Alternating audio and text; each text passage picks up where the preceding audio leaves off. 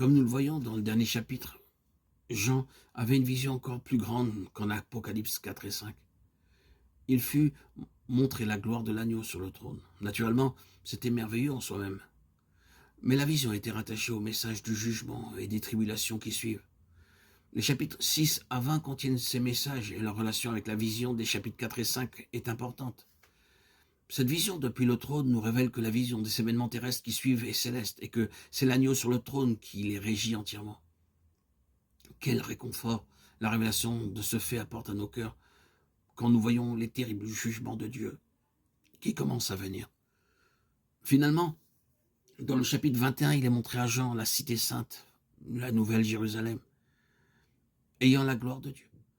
Ce n'est pas quelque chose qui est vu, apprécié, ni quelque chose non plus dont on parle. Ce n'est pas quelque chose qui se reflète, comme ce fut le cas sur le visage de Moïse ou d'Étienne. C'est quelque chose qui est possédé. Le but de Dieu a été atteint, son plan accompli, son peuple a sa gloire. Oui, la gloire est toujours le résultat de l'accomplissement du plan divin. Un petit enfant a des ambitions, il espère un jour être policier, soldat ou conducteur d'engin. Alors qu'il grandit, son horizon s'élargit et il est conduit vers des idéaux toujours plus hauts. Nous sommes les petits enfants de Dieu. Il a envoyé son Fils pour nous sauver. Pourquoi? Non seulement pour notre avantage matériel ou notre santé ou pour nous donner une vie meilleure, mais afin de nous amener dans le plan parfait de Dieu.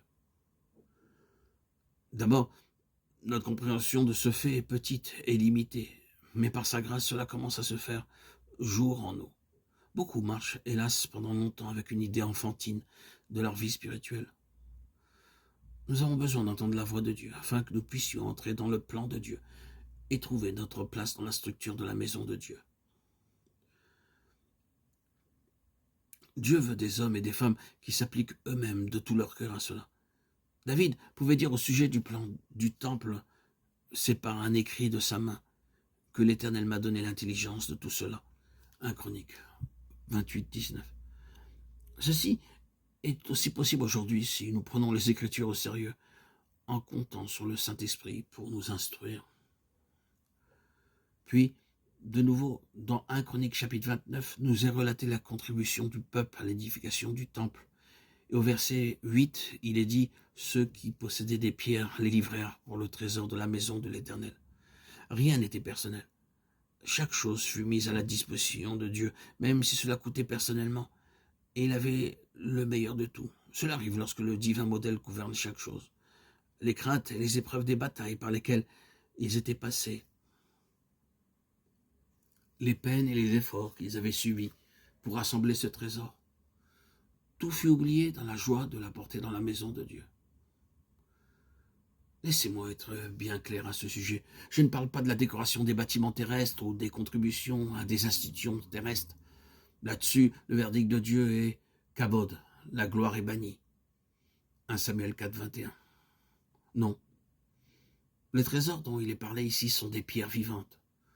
Ce sont les croyants nés de nouveau, hommes et femmes, qui, venant au Seigneur, se donnant eux-mêmes entièrement à lui, s'édifient en une maison spirituelle, un saint sacerdoce, afin d'offrir des sacrifices spirituels agréables à Dieu par Jésus-Christ. 1 Pierre 2, 5. Nous façonner et nous cadrer convenablement ensemble afin que nous puissions devenir une habitation de Dieu en esprit. Peut-être un processus coûteux et pénible, mais si on trouvait fidèle, car la fin de ce processus est la gloire. Éphésiens 2, verset 22. C'est la cité sainte, l'habitation de Dieu, ayant la gloire de Dieu.